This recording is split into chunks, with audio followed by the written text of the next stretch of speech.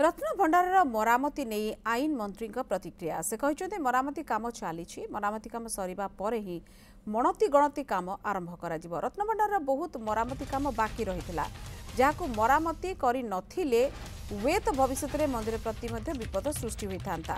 रत्न भंडार उपर महलार मरामती काम बाकी रही आउ 2 ରୁ 2.5 मास भितर समय लागिपारे। रथयात्रा पूर्व मरामती काम संपूर्ण कर सहित रथयात्रा पूर्व मणति गणति काम सारे आशावादी।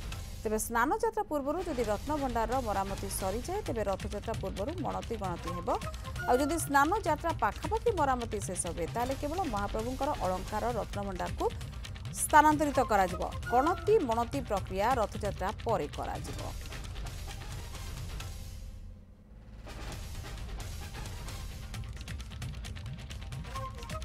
इबे तो रिपेयरिंग काम चली रिपेयरिंग काम सरला परे ही तार गणति मणतिर काम आरंभ हो। रिपेयरिंग काम गुड़िए एते अधिक मात्रार रिपेयरिंग बाकी थिला जहाँ माने भविष्य मंदिर प्रति भी हुए तो केतेबेले विपद सृष्टि करथांदा ए भलिया एक स्थिति हो जाइतिला।